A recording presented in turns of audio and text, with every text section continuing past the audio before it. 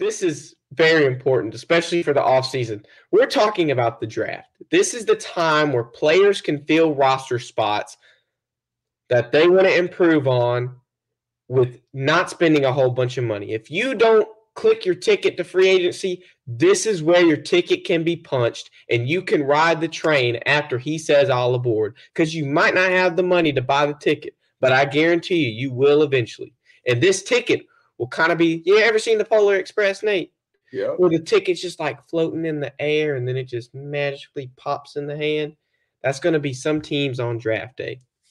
Now, I want to preface, before we get into this first overall pick, I'm going to do a little skit before we get into it, kind of like the pick is in type stuff.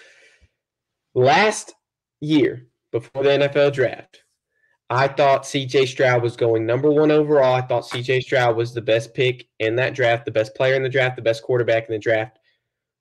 Even though I think the best quarterback in the draft is not the person who's projected to be number 1 overall, I will not make the same mistake as I did last year. Every single person was saying Bryce Young was number 1. Bryce Young was number 1. So I don't want to make the same mistake. So therefore, I want to say that the first overall pick will be the person that everyone's saying the first overall pick is going to be. But let's look at it before we get there. Who has the number 1 overall pick in the draft, Nate? Chicago Bears. Chicago Bears. I do not think, now, but there's a lot of Chicago fans here. I don't think Caleb Williams is the best quarterback in the draft. I don't think Caleb Williams is the best player in the draft. But do the Chicago Bears need a quarterback in the first? Is this something that they need to take care of? So let's look at some stats before we get into it, okay? Give it to me. So there's two. Well, I'll tell you stats just after we get. There's 2 teams where I see Caleb Williams going to. The team that has the number 1 overall pick, or the team that's about to trade for the number 1 overall pick. So before, Roger Goodell gets up there and tells you the number 1 overall pick, a trade happens. The Bears get the phone call. There's a trade that they cannot resist. Mm-hmm. We're going to give you our first from this year. We're going to give you our first from next year. Maybe a second round to go with it. And we might give you a player like, someone we might not be able to come to terms with for a while. A player like Kyle Pitts that we might be able to just throw away because we want to rebuild and we don't want to pay him all that money whenever it gets there. The Atlanta Falcons call the Chicago Bears. Hey, we're going to trade for the number 1 overall pick. There's 2 teams that need a quarterback, in my opinion. You're going to give Falcons up something, though, and the Raiders. But you're going to have to give up something. And more than that, if you're going to give up a Devin Pitts, you're still going to have to give up a first-round draft pick. They will. They will give up a first-round draft pick. They will. It's going to have to be something that's going to be sweet. You got to tickle my fancy. You can't just you can't take me to McDonald's. You got to take me to Capitol Grill. You got to take me to. They'll figure it out. Now, if this trade does not happen, and the Bears keep the number 1 overall pick, and the pick is in right now, Nate. Caleb Williams, quarterback USC, is the number 1 player off the board. He's picked. I won't make the same mistake again. If this does not happen, this trade does not happen, the Falcons will trade for Justin Fields. Because there's no other scenario in my mind that says Caleb Williams to Atlanta, Caleb Williams to Chicago. If that happens, Justin Fields is going to go to either of those teams. If Caleb Williams goes to Chicago, Justin Fields in Atlanta. If Caleb Williams goes to Atlanta, Justin Fields stays in Chicago. But for me, I like to make bold predictions. I say Atlanta makes the trade. They need a quarterback. They trade up to the number 1 overall pick. Because guess what, Nate? Who traded for the number 1 overall pick last draft? Do you know? Was it in Carolina that traded? It's Carolina. Do you know what division Carolina's in? NFC South. They're in the same division as the Falcons. Now, you look at somebody like, hey, this is my little brother in the division. But let's do something better than what they did. Bryce Young didn't have 3,000 yards passing. He threw for 11 touchdowns and 10 picks. But we have somebody like Caleb Williams. We're going to one-up the Carolina Panthers. We're going to show him how to truly trade up for the number 1 overall pick and how it works out. Because I don't see Caleb Williams being super, super good in Chicago. I just can't see it. I can't see it. But if he goes to somewhere like Atlanta, maybe with that new system in place, he might just be something. But I don't think he's the best quarterback in the draft. I don't think he's he's there yet. But let's go into some stats. Let's take Justin Fields and Caleb Williams, okay? Okay? Now, let's talk about when a quarterback snaps the ball. You have about 3 seconds to decide if you're going to throw the ball or you're going to run it or you're going to throw it away. You got 3 seconds, no more, no less, before somebody's going to eat you up in that pocket. You got 3 seconds to decide. You're going to run out. What are you going to do? Caleb Williams in 2023 in college, okay? He had a 3.21 second on average. That's how long it took for him to make a decision if he was going to throw it, run it, whatever. That's how long he takes the decision, okay? Let's look at Justin Fields. There's a lot of people saying Justin Fields holds the ball too long. He doesn't know what to do. He doesn't know the decision making. You want to know the time Justin Fields takes to make that decision after the ball snaps? 3.23 seconds. Very similar in time, right? So if Justin Fields takes 3.23 seconds to decide whether he wants to throw it or run the ball, but Caleb Williams takes 3.21 seconds, not very, very close, like just about the same. Why are we picking up another Justin Fields if they take the same time to decide what they're going to do with the ball? Well, okay, let me throw this out there. Excuse me. We can't really just tie into. We talking about a collegiate quarterback that's coming out of college where the defense are a little bit different to an NFL quarterback. Yeah, you're right. We can't now. Nothing. There's just no shade at Caleb Williams. Yeah. You haven't had a Myles Garrett coming off you from that side, from that jumps that knows the snap count, that can really bend that hoop and just get you, or Nick Bosa.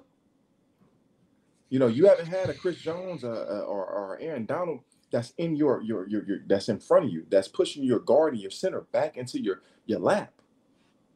You know, so one of the things that we gotta also throw out there is that, you know, again, hey, Justin Fields, he played great towards the later part of the season. And the middle to the second half of the season, he played great. Now, the reality of it is that you're going to start all over again. Now, the Chicago Bears, if I'm not mistaken, that fan base, they want to win and want to win now. They want to win and they want to win now. So you're going to draft a quarterback in the likes of a Caleb Williams, which he's talented. But yet you got to start this process all over again. Matt Eberflus, he's on the hot seat right now.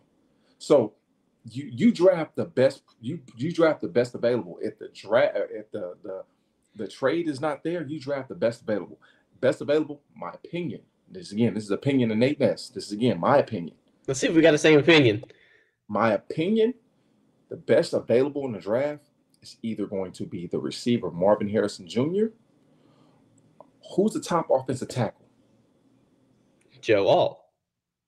Wait, say that again. Joe Alt.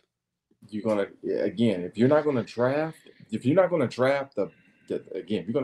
best available, it's going to be the best wide receiver or the best offensive lineman, because you need pieces to help Justin Fields be successful. I mean, you drafted him in the first round with the hopes of him to come in and just do some things. Yet, why not give him the suitable pieces he needs that'll help him succeed, and get him a coach that's going to help him understand and understand the game of football at the NFL level? I'm telling you, this game, it's literally night and day from college, because you got to actually do a lot of studying. You got to know your opponent. The game of chess, and again, this is from the words of a great coach that I played for, Bill Parcells. He said the game of football is a chess match within a chess match. And I promise you, I never understood what it meant until I probably got into my third year in the league, when he said the game of football is a chess match within a chess match. You have to be able to see the game, not just physically, but you got to see the game mentally. You got to be able to break the game down from a mental standpoint, because that's where you win. Your physical attributes is what goes out there, but the winning aspect is literally from here. You have to know you got to know your opponent. You got to know the ins and outs of your opponent, the defensive coordinator, the players around you, or whatnot. Okay, hey, Oh snaps, Kevin Byard. Oh yeah, he's a safety for the Tennessee Titans. Oh no, he's actually playing for the Eagles now. So let's go ahead. Let's look at him. He likes to play middle field safety and whatnot. Now he's very very antsy and jump. Now if I was to go ahead and give him a look and a pump to this backside and come back strong side, he's not going to get over there. You have to know your opponent. Hey, Darius Slay. He's actually really good, really good playing off coverage, and he's good in his instincts and whatnot. Okay, so listen, if I'm going to throw a ball to the outside, a comeback, I got to make sure it's pinpoint and me and the receiver are in sync with each other. Otherwise, Darius Slay, he's going to come out his back pedal, and he's going to take that 6. You have to know your opponent. That's the mental aspect of the game. You need to have a mental edge. That's the only thing with Justin Fields is that he does not. You have to be taught that, and you need somebody to help you acquire that, because there are a lot of college quarterbacks that come into the game that aren't pro ready. I've seen one that was pro ready that he was just different, and that was Andrew Luck. But a lot of these quarterbacks, this is like one every 10 drafts that you got a quarterback that comes in and they're just ready to start day one. Well, Patrick Mahomes. There, and when you draft the number 1 overall, if you draft somebody number 1 overall, that should be the player that is best fitted to go ahead and be perfect when they get up in the NFL. That is exactly what you're looking for. You do not pick Caleb Williams number 1 overall and want Caleb Williams to progress. That's not what you say that he is number 1 overall because he is already the person that is the most fit to play quarterback in the NFL. He's the most fit. That's why they picked Bryce Young last year, because they thought Bryce Young was the most fit quarterback to go ahead and lead a team to the playoffs. The Carolina Panthers, the Chicago Bears, if this happens, I don't think Caleb Williams, I can't make that prediction. I don't think he's bad. Now, if we look at stats, we look at somebody, you say college and NFL, you can't compare them to apples to oranges. And I agree with you. That's the exact point I'm making. If he is taking over 3 seconds to decide what to do with the ball in college, what is that number going to be in the NFL?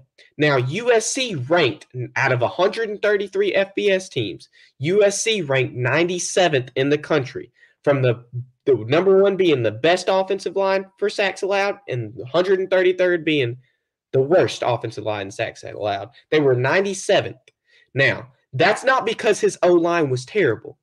That's not because they're playing stellar defenses in the Pac-12. No. That's because Caleb Williams likes to run around the playground when he plays in that pocket.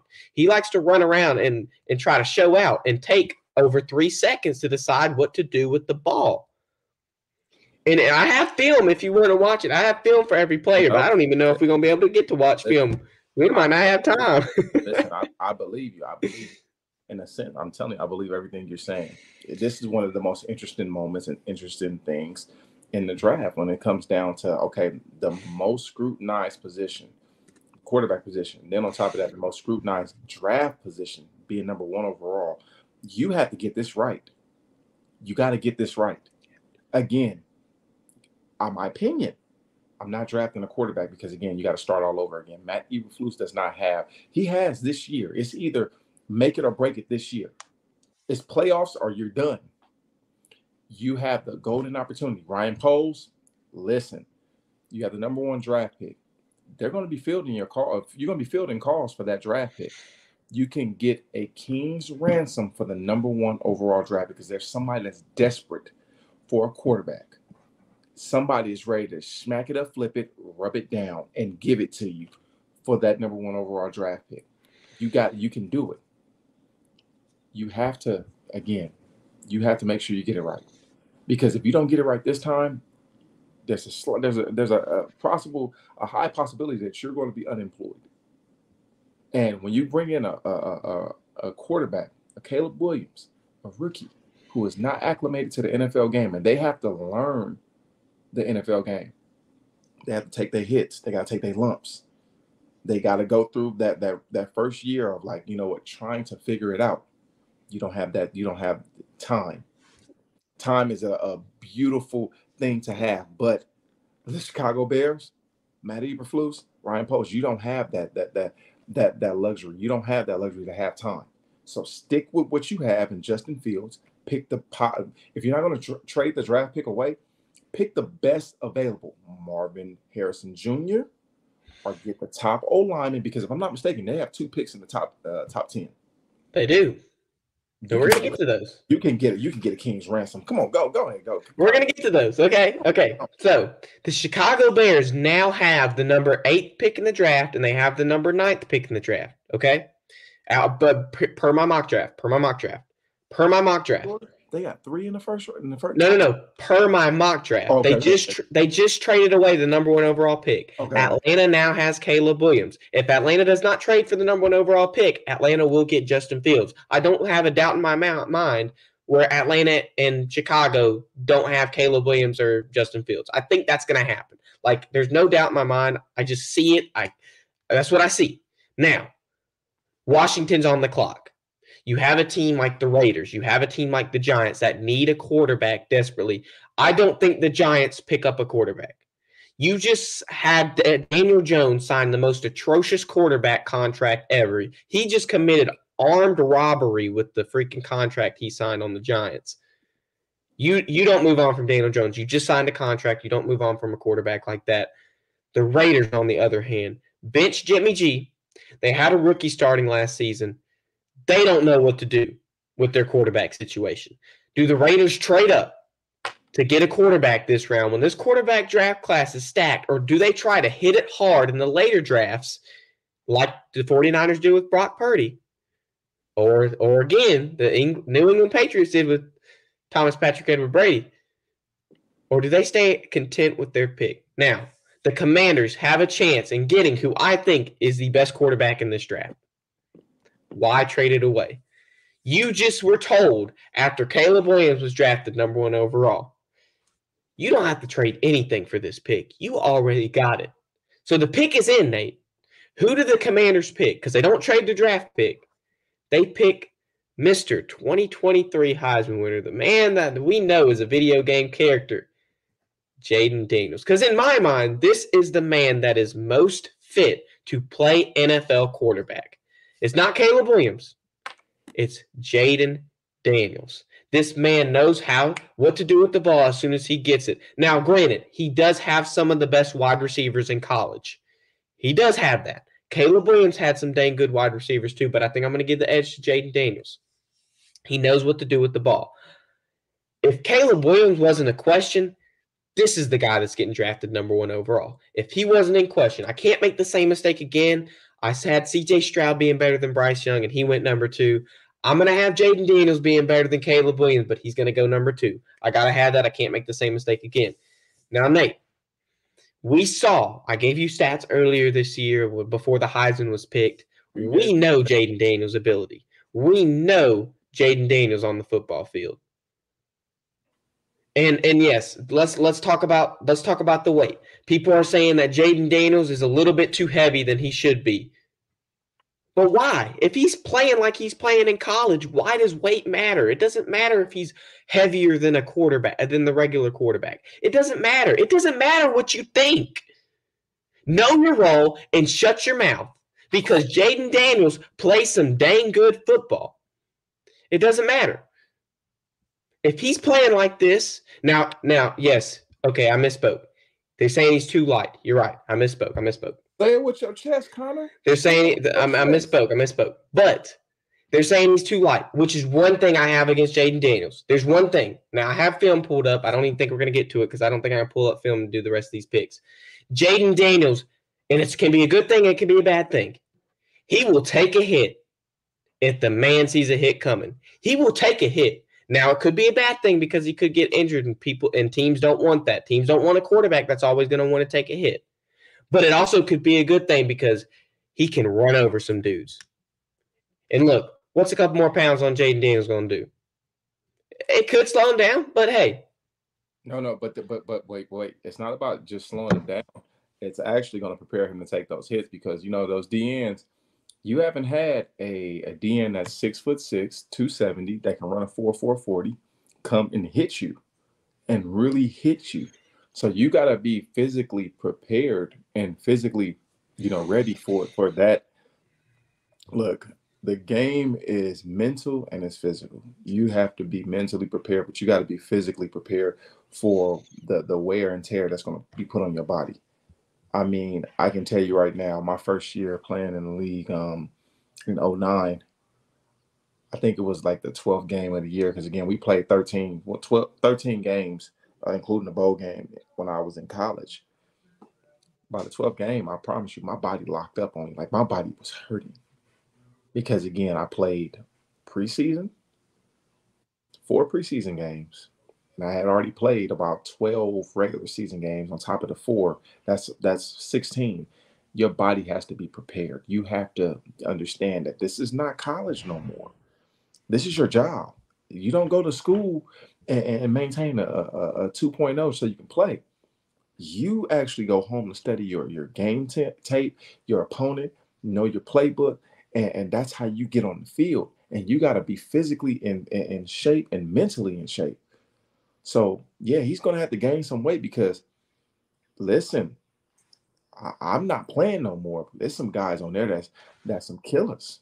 There's some guys on there that I'll be looking like, I'm glad I don't play the game no more. I'm telling you, Aaron Donald's still him.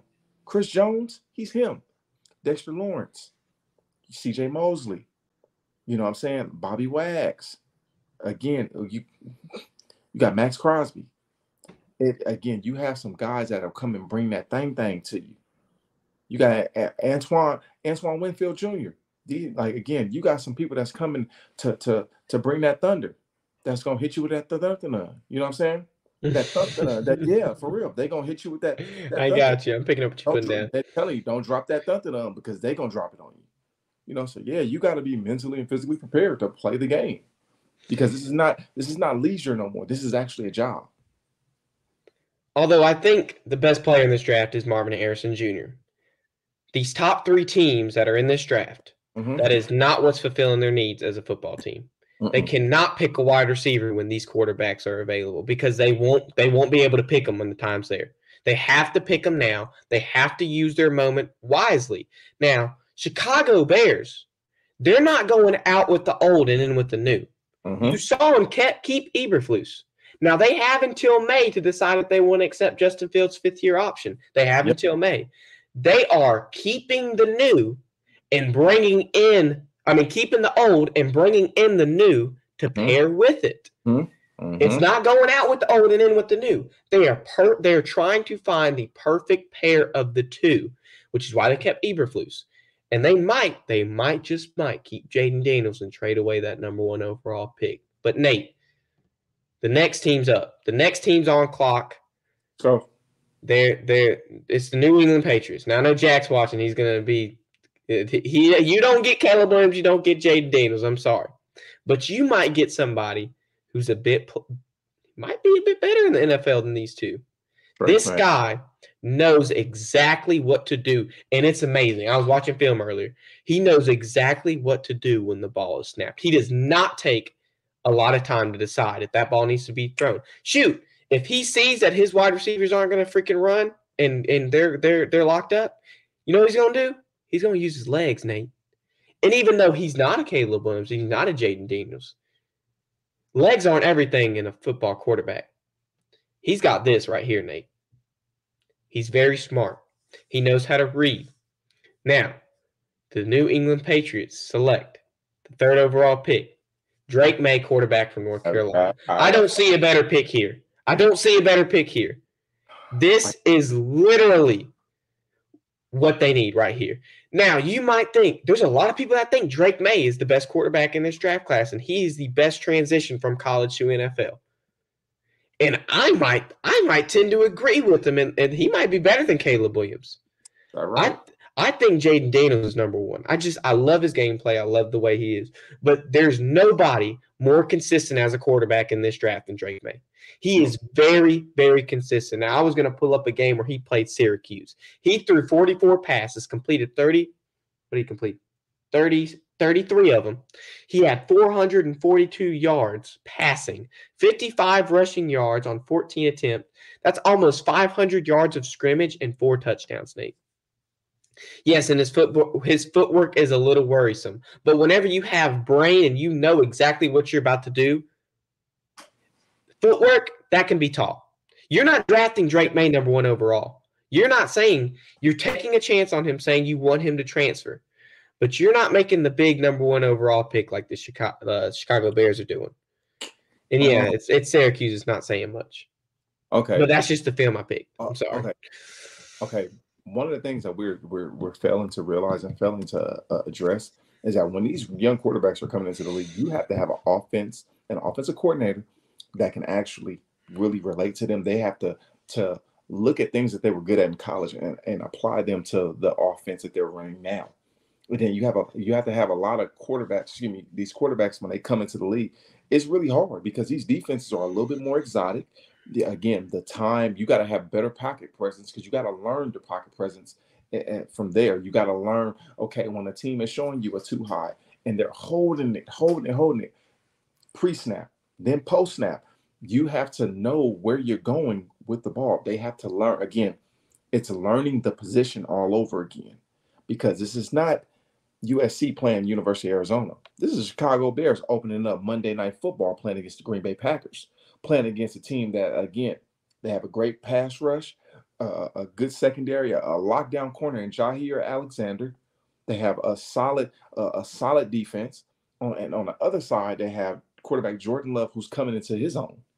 You have to be able to adapt and learn the game. And you got to learn the game quickly. You got to have a coordinator and a quarterback coach who is going to really pull you along gradually and not just give you the keys to the Bentley. Hey, listen, this is driver's training. Until you're ready for me to be for me not to be right there next to you, as you're driving, we're gonna go the speed limit. And I'm going to organize plays and then call plays that are going to put you in a position to succeed until you start to gradually see the game and the game slows down for you. That's the aspect right there. I think that this is the perfect pick for the number 3rd overall pick. But so what happened to Mac Jones? What's going to happen to him? Yeah, what's going to happen? They gonna ship him off either somewhere or keep him till his rookie deal expires. I mean, I don't see him being the answer there. He wasn't the answer the past couple of years. He was good his rookie season, went to a Pro Bowl, but other than that, I mean, Bailey Zappi was starting over him a couple games. Western Kentucky legend. I mean, but let's keep going. We gotta get moving through these quick. Best player in the draft. Arizona Cardinals they're on the clock. They get a call from somebody who just acquired the number 8 overall pick in the draft. Now, the Arizona Cardinals did this last year. They traded the number 3, 3rd overall pick to who, Nate? To the Houston Texans to go ahead and draft Will Anderson Jr. Had a great year. Defensive rookie of the year. In my mind, the Cardinals are not done rebuilding. This is not the draft that they're going to use to capitalize. They're going to keep acquiring that draft capital. So the team that just acquired that number 8 overall pick is going to trade up. The Chicago Bears trade up to number 4 and get the best player in this draft class, Marvin Harrison Jr. Now, Ryan Poles is going to be on that phone, and he's going to be like draft day, like I told you the other day. He's going to he's going to be bluffing hard. He's going to have a pair of 2s, but he's playing against a royal flush right now, Nate. But he cannot make it known that he's only got a pair of 2s against a royal flush. You have to use your bluff and say, hey, I have the number 1 overall pick in this draft. I can draft the best quarterback prospect, quote, since Andrew Luck.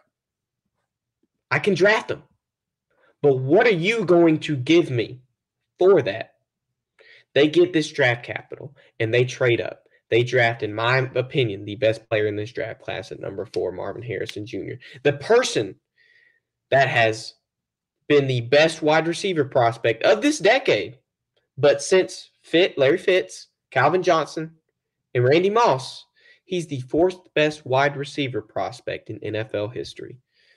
And we're not going to let that go. Chicago should be chomping at the bits to trade up and get this man to help out, who I think they're going to keep, Justin Fields, accept his 5th-year option, and go ahead and might go to a playoff this year. And he's better than his dad. Oh, yeah. Oh, my gosh. He'll probably have a better career. Yes. Yes, he will. Now, you still have the number 9 pick, Nate. So keep that in mind when I get to number 9. Keep that in mind when I get to number 9. Drake May better than Jaden Daniels. Okay, you say that. I like Drake May. But let's keep going. The number 5 team, they just hired a head coach. They just hired the man that won the national championship, Mr. Jim Harbaugh. The Chargers signed somebody that is going to turn their franchise around. Somebody that's never been under 500 in his entire career with the team. Never. So let's go ahead and take someone that has been a below 500 this past season, and let's bring them over the top. But who does Jim Harbaugh want? Who does Jim Harbaugh going to influence in making this decision? The Chargers don't trade this pick. They keep it. They keep it in their back pocket. They keep this. And they get a dude that might just be the second best player in this draft class. Somebody who's a little light for his position, but just might be perfect for this Chargers offense. The pick is in, Nate. The Los Angeles Chargers, with the 5th overall pick in the 2024 NFL Draft, pick Brock Bowers, tight end out of Georgia. I did not see that one. They pick now a tight end player for the Chargers has been an issue in the past. You know, they traded away Hunter Henry they didn't trade him away. They didn't re-sign him. He went to free agency, went to the Patriots. They had Jared Cook one year, I think. Old Jared Cook after the Saints had him. They still have answers. They still have questions. They have needs for this tight end position. They need somebody like Brock Bowers, and you don't let Brock Bowers go. But you have the question, do I take a tight end right here, or do I go ahead and take the best offensive lineman in this draft? I take the best offensive lineman. I have to take the best offensive lineman. I have to protect Justin Herbert. I have to give him the protection he needs. Protect Justin Herbert, re-sign Keenan Allen, restructure the deals of Keenan Allen and some other guys. Get Austin Eckler to come back. You get the offensive line situated with Justin Herbert. Again, you're competing in the AFC West. You're competing against Patrick Mahomes, the Las Vegas Raiders, the Denver Broncos, and depending on what they do, you have to make sure your offense, your quarterback is always standing upright. You get the best offensive lineman that's available in the draft. No, you don't. This number 5 pick. You get somebody that's going to be able to protect your quarterback. I don't mind their O-line right now, which is why I picked this pick. Now, if their O-line was atrocious, I would go with the best tackle in the draft, which is we're about to see in just a second who that is. In my mind, Brock Bowers and this Chargers offense would be electric. No pun intended. He would be electric in this Chargers offense because a tight end question is something that they have not been able to get an answer to for a minute now in Los Angeles. Okay. So we'll see what happens. I think he goes to the Chargers. They might draft the tackle here. I think that's the best thing you do. You have to draft somebody that's going to protect your quarterback. Justin Herbert got abused this season. If he's going to be your franchise, you have to protect and value your franchise. You're right. They might pick that. But look, let's go to the next pick. Number 6 pick, New York Giants got it. They just inked a deal with Daniel Jones' atrocious contract. Yeah, he's stuck there. They're stuck. But you got to get somebody who can protect him. So therefore, I have the Giants drafting the best tackle, the best lineman in this draft, Joe Alt out of Notre Dame. Now, Joe Alt I have his film. He is fast for an O lineman. He runs a 4.940 as of right now. He runs less than a 5, which is insane for a lineman. And if you'll see, he is like Trent Williams in a college Trent Williams. This man will go from the tackle spot and run across the field like Trent Williams did against Green Bay that one game where he, that popular clip I'm talking about, and just destroy who was ever in front of him. Mm-hmm. And Trent Williams is great. I can compare him to Trent Williams. I think he looks a lot like Trent Williams. This guy, I think, is going to pan out. Now, you have somebody like Evan Neal, who you drafted a couple years back, who you thought was going to pan out. think Evan Neal's from Alabama. He just hasn't been the tackle they want. He hasn't been the tackle they're looking for. But you can have Evan Neal maybe still be a starter or have him as a backup. Joe Alt, if he's still on the board when this pick goes, you have to pick him up. You have to. He cannot go past this pick. And therefore, the Giants select Joe Alt at number 6. Okay. Man, give me your 7th pick. This is gonna be Let's go number 7. Now, let's talk about wide receivers here, Nate. You have somebody like Marvin Harrison Jr., which is off the board.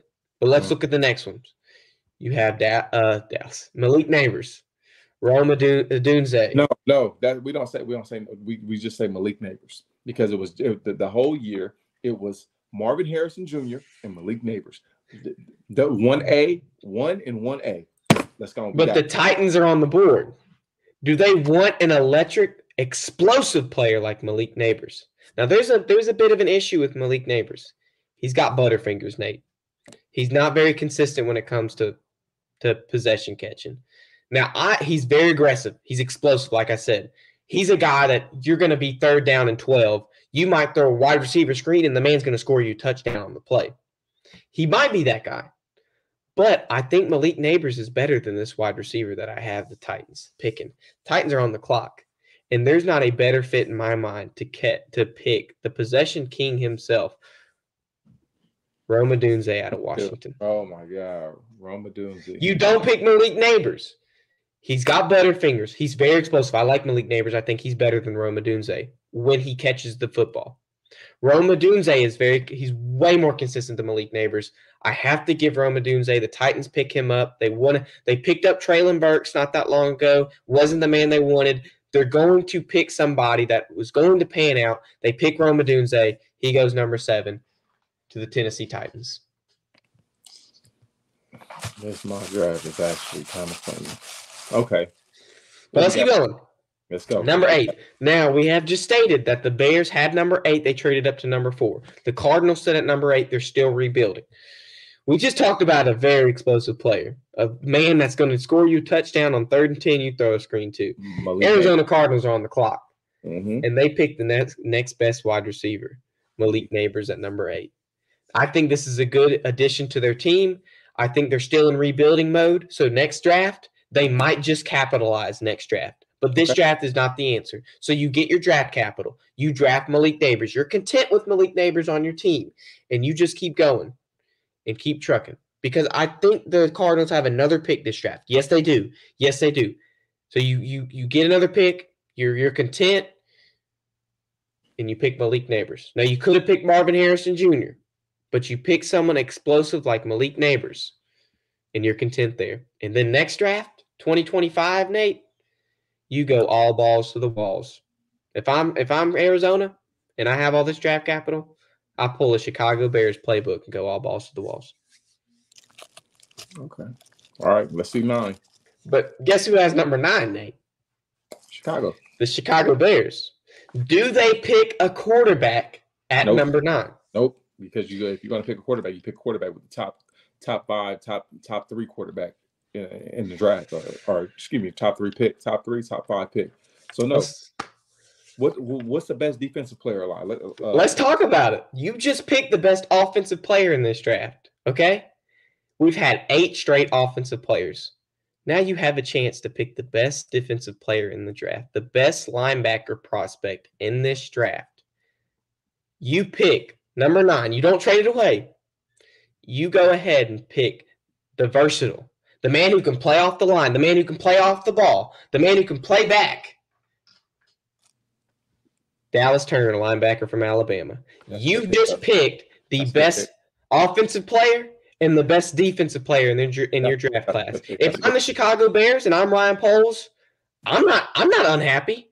I'm happy because I just picked the 2 best players on offense and defense out of this draft class, and we're about to go to the playoffs. We're about to be the Chicago freaking Grizzly Bears, and we're about to show people who's boss, even though we didn't pick Caleb Williams like everybody was saying. But we just picked something better, and we're going to the freaking playoffs, baby. Okay. Now, what you got at 10 to close it out? Because, we got to hurry to close it. We got to hurry up. Number 10, Aaron Rodgers. I think it was like the 4th play of the game. Towards Achilles, week 1. Wasn't back for the playoffs like people had hoped. They didn't even make the playoffs, so it didn't matter. He's aging, Nate. I think he's going to be 41 this next season. He's aging. You need somebody who can protect this aging quarterback. Why you pick somebody that can sit behind Aaron Rodgers and learn something. Now, I don't think you draft a quarterback at 10. Okay. You got to have somebody that protects Aaron Rodgers. You might trade a quarterback. If Washington picks up Jaden Daniels, hey, I might trade for Sam Howell and make Sam Howell sit behind Aaron Rodgers a couple seasons, make him learn like they did in Green Bay. We take a page out of their book. Sam Howell becomes something great in New York. You need somebody who's going to protect Aaron Rodgers for the time being. He cannot tear his Achilles again. You take the next best guy off this list, offensive lineman-wise. You take Olu Fashanu out of Penn State. Okay, I can deal with that. This is a big dude. He's a big dude, but he's protective. He is great. Now, I'd have to look at his stats. I don't know his stats for sure, but I was watching his film, and he's very protective, Nate. I like him a lot. Yeah, I'm content with them. If I was the Jets, I'd pick Olu Fashanu up. Say, hey, this is your mission. I want you to make sure this man does not tear his Achilles again because he's the only way we can go to the playoffs again in New York. Yeah, you got a point. You cannot have him tear his Achilles because that O-line did not do a good job of it last year. So we're going to pick you up at number 10, and you're going to show why you're the number 10th pick in this 2024 NFL draft. I like this, Connor. I like it. So wait a minute, hold on. I gotta ask you this. You got 10 great picks. You got 10. You was cooking. So you got the whole first round mock? I got the whole first round right here. Hold up. Okay. I'm gonna show you a real quick peek. Oh, okay. That's all you get. That's all you get. Next Tuesday, are we gonna go picks 11 through 20? I think so. 11 through 20. I think so. Now I'm gonna say a disclaimer. It is very difficult to predict trades past the top 10. It's so difficult. Therefore, I'm not predicting anything past the top 10 trade-wise. I just can't. I can't. Okay. It's too difficult. I can't put myself through that. I will be sitting here all day trying to think of stuff. So, therefore, I have just the picks that the teams have, and then I have what they're going to pick. But more likely than not, there's going to be trades outside the top 10. Of course. But that's my top 10. I can go over real quick. Got Caleb Williams, number 1 overall. Jaden Daniels, Drake May, 3 quarterbacks. Marvin Harrison Jr., number 4 to the Bears. Brock Bowers to the Chargers with number 5. 6 is Joe Alt to the Giants with number 6. Rome Odunze out of Washington, number 7 to the Tennessee Titans. Number 8, Malik Neighbors to the Cardinals. 9, Dallas Turner to the Bears. And then 10, Olu Fashanu to the New York Jets. And that's my top 10 picks for the 2024 mock draft. And we'll see when that draft comes up just who's got the right mindset. Shake and bake, baby. Shake and bake.